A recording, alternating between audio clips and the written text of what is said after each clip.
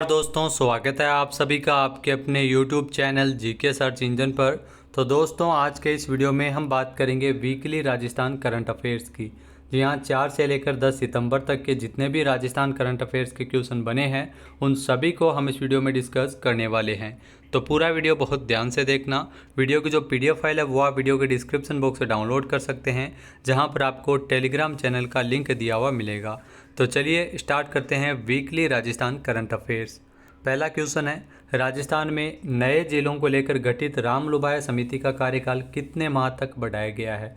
तो 6 महीने तक इस समिति का कार्यकाल बढ़ाया गया है, यानी कि ए ऑप्शन इसका बिल्कुल सही है।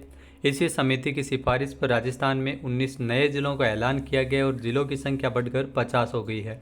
ये समिति 13 सितंबर तक इसका कार्यकाल खत्म हो रहा था, अब फिर से इसे 6 माह बढ़ा दिया है।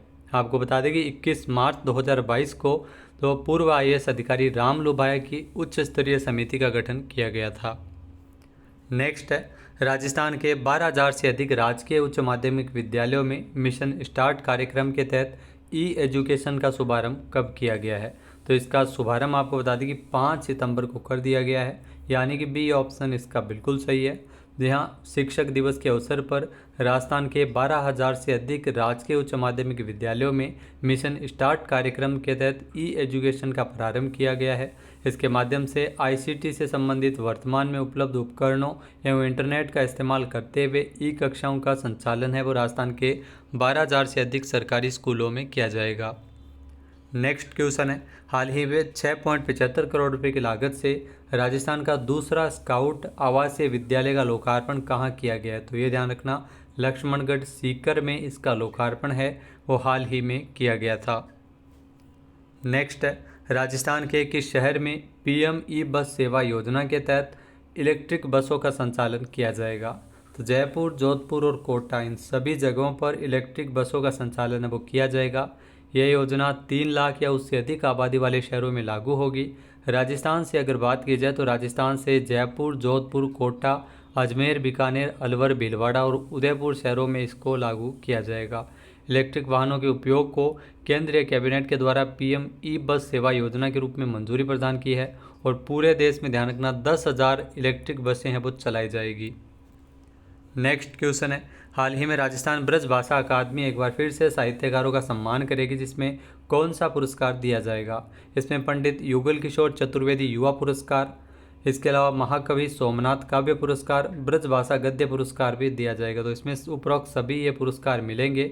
जहाँ राजस्थान सरकार के द्वारा एक बार फिर से इन पुरस्कारों का ऐलान है वो किया गया है। जी हाँ, राजस्थान में अगर बात की जाए तो राजस्थान ब्रज भाषा अकादमी के द्वारा इन पुरस्कारों का 2008 से ये पुरस्कार है वो नहीं दिए जा रहे थे, लेकिन एक बार फिर से इसकी शुरुआत है वो की जा रही है। नेक्स्ट क्वेश्चन है, राजस्थान के जोधपुर में श्री जयनारायण व्यास स्मृति भवन टाउन हॉल का लोकार्पण किसके द्वारा किया गया था? तो इसका लोकार्पण CM अशोक गहलोत ने किया था। ए ऑप्शन इसका बिल्कुल सही है। 11.50 करोड़ रुपए की लागत से बना ये टाउन हॉल है, जो 60 साल पुराने टाउन हॉल को स्वर्गीय व्यास की स्मृतियों के संरक्षण के साथ साथ अपनी कला को प्रदर्शन करने हेतु एक उपयुक्त वातावरण इसमें मिल सकेगा। तो जोधपुर में जय नारायण व्यास स्मृति भवन टाउन हॉल का लोकार्पण है वो हाल ही में CM अशोक गहलोत द्वारा किया गया था। नेक्स्ट क्वेश्चन है, मुख्यमंत्री अशोक गहलोत द्वारा राजस्थान संगीत नाटक अकादमी के साल 2023-24 के लिए वरिष्ठ नाट्य निर्देशन विधा में किस जिले के भानु भारती को सर्वोच्च रत्न से सम्मानित किया गया है? तो उदयपुर से है भानु भारती का संबंध, यानी कि ए ऑप्शन इसका बिल्कुल सही है। यहाँ राजस्थान संगीत नाटक अकादमी के साल 2023-24 के पुरस्कारों का जो CM अशोक गहलोत ने भानु भारती को सर्वोच्च रत्न सम्मान से नवाजा है। नेक्स्ट है, हाल ही में मुख्यमंत्री अशोक गहलोत ने चित्तौड़गढ़ जिले में कितने करोड़ रुपए की लागत से सत्यव्रत रावत चुंडा पेनोरमा के निर्माण की स्वीकृति प्रदान की है? तो तकरीबन 4 करोड़ रुपए की लागत से इस पेनोरमा का निर्माण किया जाएगा, यानी कि ए ऑप्शन इसका बिल्कुल सही है। जहाँ मेवाड़ के महाराणा लाखा के ज्येष्ठ पुत्र सत्यव्रत रावत चुंडा ने अपने पिता के वचन को निभाने के लिए राजगद्दी और राज्य की सीमाओं का त्याग किया था, इसी कारण इन्हें जो मेवाड़ का भीष्म पितामह भी कहा जाता है। नेक्स्ट है, हाल ही में प्रबंध निदेशक राजफेड के पद का कार्यभार किसने ग्रहण किया है? तो हाल ही में प्रबंध निदेशक राजफेड के अगर बात की जाए प्रबंध निदेशक बने हैं हनुमानमल ढाका, यानी कि ए ऑप्शन इसका बिल्कुल सही है। जहां IAS अधिकारी हनुमानवल ढाका ने 4 सितंबर को राजफेड के प्रबंध निदेशक के रूप में अपना कार्यभार ग्रहण किया है।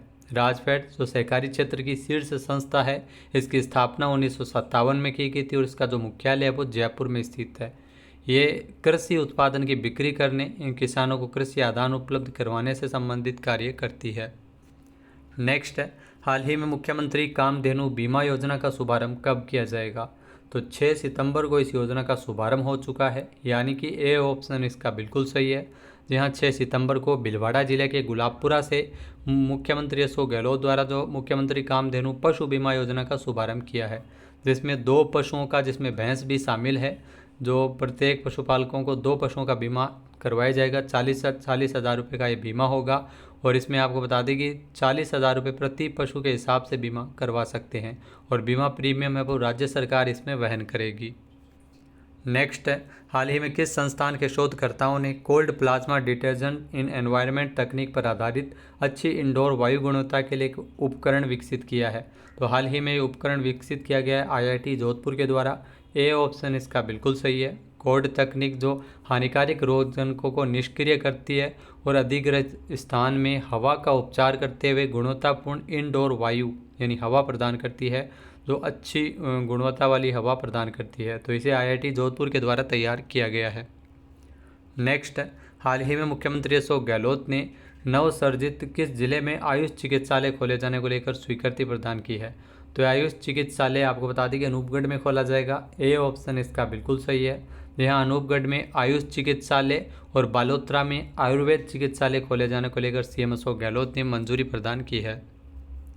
नेक्स्ट है, हाल ही में विमुक्त एवं घुमंतु एवं अर्ध घुमंतु समुदाय के उत्थान के लिए किस राज्य सरकार के द्वारा DNT पॉलिसी लाई जाएगी? तो ये ध्यान रखना, DNT पॉलिसी है वो राजस्थान सरकार के द्वारा लाई जाएगी, यानी कि ए ऑप्शन इस क्वेश्चन का बिल्कुल सही है।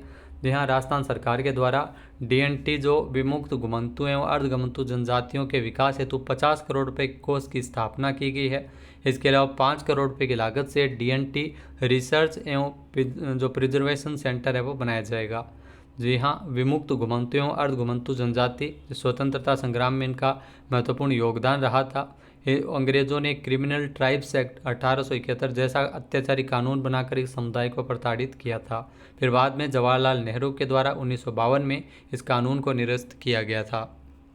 नेक्स्ट है, हाल ही में राजस्थान सरकार की जिले के चाकसू में centre of excellence in panchakarma की स्थापना करेगी। तो चाकसू आपको बता दें कि जयपुर ग्रामीण में अब आने लगेगा, यानी कि बी ऑप्शन इसका बिल्कुल सही है।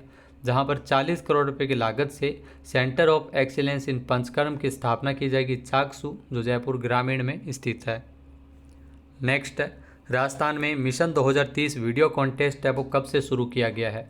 तो इस कॉन्टेस्ट की शुरुआत है वो 6 सितंबर से की गई है, यानी कि बी ऑप्शन इसका बिल्कुल सही है। जी हाँ, राजस्थान सरकार तो राजस्थान मिशन 2030 अभियान है और राजस्थान सरकार के द्वारा चलाया जा रहा है। 6 सितंबर से एक मिशन 2030 वीडियो कॉन्टेस्ट भी शुरू किया गया है, जिसमें जनता के माध्यम से सुझाव लिए जाएंगे कि राजस्थान को 2030 तक नंबर 1 किस प्रकार से बनाया जाए।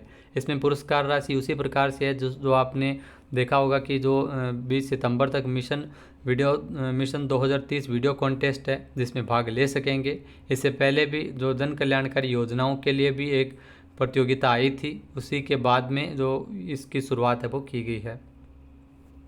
नेक्स्ट है, हाल ही में मुख्यमंत्री अशोक गहलोत ने 5 सितंबर को शिक्षक दिवस के अवसर पर किस ऐप का अनावरण किया है? तो CM अशोक गहलोत द्वारा तो शाला दर्पण शिक्षक ऐप और शाला संबलन 2.0 ऐप का अनावरण किया है। तो सी ऑप्शन इसका बिल्कुल सही। उपरोक्त दोनों 5 सितंबर को शिक्षक दिवस के अवसर पर CM अशोक गहलोत ने 50 जिलों के 149 शिक्षकों को सम्मानित किया।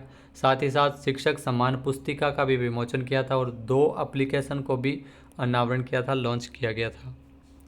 नेक्स्ट है, कैंसर के प्रति जागरूकता अभियान को लेकर 4 सितंबर से 2 दिवसीय इंटरनेशनल कॉन्फ्रेंस का आयोजन है और राजस्थान में कहाँ किया गया है? तो इस कॉन्फ्रेंस का आयोजन उदयपुर में हुआ था। ए ऑप्शन इसका बिल्कुल सही है।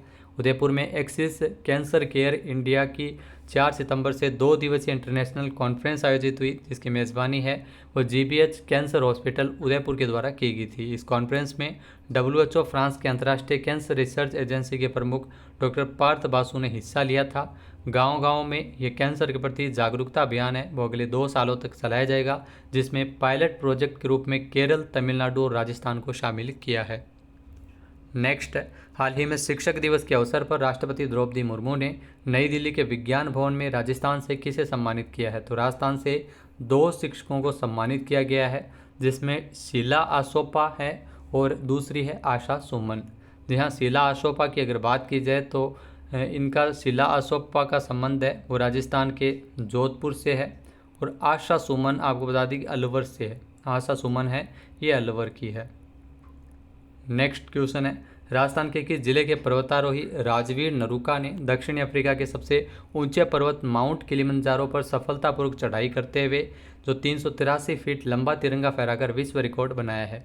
तो ये आपको बता दें कि डिडवाना कुचामन से इनका संबंध है, पर्वतारोही राजवीर नरूका, यानी कि बी ऑप्शन इसका बिल्कुल सही। जो नवगठित जिला बना है डिडवाना कुचामन से संबंधित है राजवीर नरूका, जिन्होंने दक्षिण अफ्रीका के सबसे ऊंचे पर्वत माउंट किलिमंजारो पर सफलतापूर्वक चढ़ाई की और 383 फीट लंबा तिरंगा फहराकर इन्होंने विश्व रिकॉर्ड भी बनाया है। नेक्स्ट है, पंडित जवाहरलाल नेहरू बाल साहित्य अकादमी और जवाहर कला केंद्र के संयुक्त तत्वावधान में 6 सितंबर को प्रथम राष्ट्रीय पुरस्कार पंडित नेहरू शिखर सम्मान से किसे नवाजा गया है? तो ये पुरस्कार पीयूष बबेले को मिला है, यानी कि बी ऑप्शन इस क्वेश्चन का बिल्कुल सही है। जी हाँ, भोपाल निवासी ख्यात लेखक पीयूष बबेले को जो अकादमी के द्वारा अपने प्रथम राष्ट्रीय पुरस्कार पंडित नेहरू शिखर सम्मान से नवाजा है। तो 6 सितंबर को ये पुरस्कार दिए गए थे। जी हाँ, बबेले को आपको बता दें कि पुरस्कार स्वरूप 1 लाख रुपए का नगद पुरस्कार दिया गया था, और उनको यह सम्मान उनकी पुस्तक नेहरू मिथक और सत्य के लिए दिया गया है। नेक्स्ट क्वेश्चन है, जयपुर में उद्योग भवन में राजस्थान निर्यात संवर्धन परिषद की 3री वार्षिक साधारण सभा की बैठक कब आयोजित की गई थी? तो इस बैठक का आयोजन 6 सितंबर को किया गया था। ए ऑप्शन इस क्वेश्चन का बिल्कुल सही है। यहाँ बैठक की अध्यक्षता राजीव अरोड़ा के द्वारा की गई थी, जो अध्यक्ष है राजस्थान निर्यात संवर्धन परिषद के। यहाँ 3 सितंबर 2022 को निर्यात संबंधी मुद्दों पर निगरानी रखने के लिए और उनसे जुड़ी समस्याओं को हल करने के लिए राजस्थान निर्यात संवर्धन परिषद का गठन किया गया था, जिसमें पहला निर्विरोध अध्यक्ष चुना गया था राजीव अरोड़ा को। नेक्स्ट, हाल ही में बूंदी जिले के भीमलत की प्राकृतिक वैली में 2 करोड़ रुपए की लागत से बनाई गई लवकुश वाटिका का लोकार्पण किसने किया है? तो लवकुश वाटिका का लोकार्पण किया गया था अशोक चांदना के द्वारा। बी ऑप्शन इसका बिल्कुल सही है। खेल राज्य मंत्री अशोक चांदना, जिन्होंने 5 सितंबर को इसका लोकार्पण किया है। 2 करोड़ रुपए की लागत से ये लवकुश वाटिका जिसका निर्माण है वो बूंदी के भीमलत की प्राकृतिक वैली में किया गया है।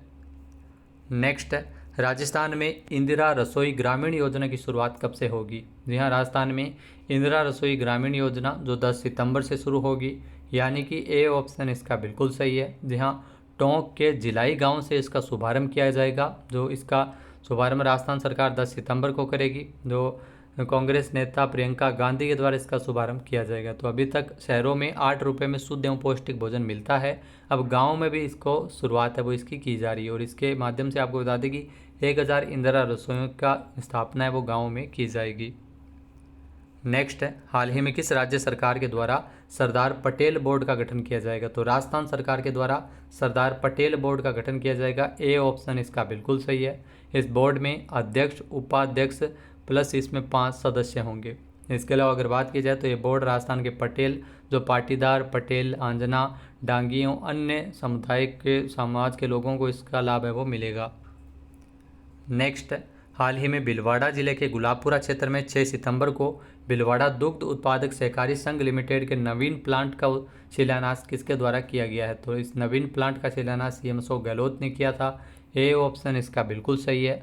और यहीं से ही आपको बता दें कि गुलाबपुरा से ही मुख्यमंत्री कामधेनु पशु बीमा योजना भी सीएम अशोक गहलोत ने शुरू की है।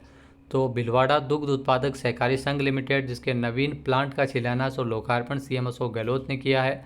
साथ ही साथ भीलवाड़ा डेयरी में 5 लाख लीटर क्षमता का नवीन संयंत्र का उद्घाटन भी किया गया था। नेक्स्ट क्वेश्चन है, राजस्थान के किन जिलों में राजा बूंदा मीणा पेनोरमा और महर्षि नवल पेनोरमा के निर्माण हेतु 4-4 करोड़ रुपए की स्वीकृति प्रदान की है? तो ये आपको बता दें कि बूंदी और जोधपुर में पैनोरमा बनाए जाएंगे, यानी कि ए ऑप्शन इसका बिल्कुल सही है। राजा बूंदा मीणा ने बूंदी की स्थापना की थी, जबकि महर्षि नवल ने दलितों के उत्थान और निचली जाति के लोगों को एकजुट करने में महत्वपूर्ण भूमिका निभाई थी। तो इनका पैनोरमा है वो बनाया जाएगा। नेक्स्ट है, हाल ही में मुख्यमंत्री अशोक गहलोत द्वारा कोटा में बने चंबल रिवर फ्रंट ऑक्सीजन और ऑक्सीजन पार्क का लोकार्पण है वो कब करेंगे? तो सीएम अशोक गहलोत 12 सितंबर को इसका लोकार्पण करेंगे। बी ऑप्शन इसका बिल्कुल सही है। जहाँ 3 साल में तकरीबन 1400 करोड़ रुपये की लागत से कोटा में 6 किलोमीटर लंबा चंबल रिवर फ्रंट बनाया गया है और 75 एकड़ में ऑक्सीजन पार्क का भी निर्माण किया गया है, जिसका 12 सितंबर को सीएम अशोक गहलोत लोकार्पण करेंगे। और 13 सितंबर को जो कोटा के ऑक्सीजन पार्क में भी कैबिनेट की बैठक है वो रखी गई है। इसके अलावा कोटा में दुनिया का सबसे बड़ा नंदी बनाया गया है जो वर्ल्ड रिकॉर्ड है। इसके अलावा दुनिया की सबसे बड़ी घंटी भी यहाँ स्थापित की गई जो 79 टन की है, जिसे बजाने पर 8 किलोमीटर दूर तक उसकी आवाज़ सुनाई देती है। और चंबल रिवर फ्रंट जहाँ पर संगमरमर से बनी 225 फीट ऊंची चंबल माता की मूर्ति भी बनाई गई है। नेक्स्ट है, राजस्थान का कौन सा शिक्षण संस्थान आर्टिफिशियल इंटेलिजेंस पर buffalo state university of New York के साथ कार्य करेगा? तो आईआईटी जोधपुर है वो इसके साथ कार्य करेगा। बी ऑप्शन इसका बिल्कुल सही है। जी हाँ, G20 शिखर सम्मेलन में भाग लेने आए अमेरिकी राष्ट्रपति जो बाइडेन और पीएम मोदी के बीच 8 सितंबर को द्विपक्षीय वार्ता हुई थी। इसमें आपको बता दें कि अमेरिका शुरुआती दौर में $10 मिलियन का अनुदान देने की बात है वो भारतीय प्रौद्योगिकी संस्थानों को कही गई है, जिसके तहत आईआईटी जोधपुर भी आर्टिफिशियल इंटेलिजेंस पर buffalo state university of New York के साथ कार्य करेगा। नेक्स्ट है, मुख्यमंत्री अशोक गहलोत ने किस जिले में I start innovation school hub की स्थापना को लेकर मंजूरी प्रदान की है? तो सीएम अशोक गहलोत द्वारा बीकानेर में ये I start innovation school hub की स्थापना को लेकर मंजूरी प्रदान की है, यानी कि बी ऑप्शन इसका बिल्कुल सही है। यहाँ तकरीबन 52.26 करोड़ रुपये की लागत से इसे बनाया जाएगा I start innovation school hub, जिसे जोधपुर के फिनटेक डिजिटल विश्वविद्यालय और जयपुर के भामाशाह डेटा सेंटर के आधार पर इसकी तर्ज पर बनाया जाएगा। नेक्स्ट है, राजस्थान के टोंक में मेगा जॉब फेयर का आयोजन कब किया गया? तो ये ध्यान रखना, टोंक में मेगा जॉब फेयर 8 सितंबर को आयोजित हुआ है, यानी कि ए ऑप्शन इसका बिल्कुल सही है। कौशल नियोजन एवं उद्यमिता विभाग की ओर से 8 सितंबर को टोंक में मेगा जॉब फेयर का आयोजन किया गया था, जहां पर 4,569 युवाओं को नौकरी का ऑफर मिला। इस मेगा जॉब फेयर में नोक सेक्टर की 37 कंपनियों ने इसमें हिस्सा लिया था। तो राजस्थान सरकार के द्वारा इस साल बजट में 100 मेगा जॉब फेयर है वो अलग अलग स्थानों पर आयोजित करने की घोषणा की गई थी। तो दोस्तों, ये थे राजस्थान करंट अफेयर्स के 30 इंपॉर्टेंट क्वेश्चन जो पिछले 7 दिनों में बने थे। वीडियो आपको कैसा लगा हमें कमेंट बॉक्स में ज़रूर बताइएगा। चैनल पर नए हैं, सब्सक्राइब नहीं किया है तो अभी सब्सक्राइब बटन पर क्लिक करें। जय हिंद, जय भारत, जय राजस्थान।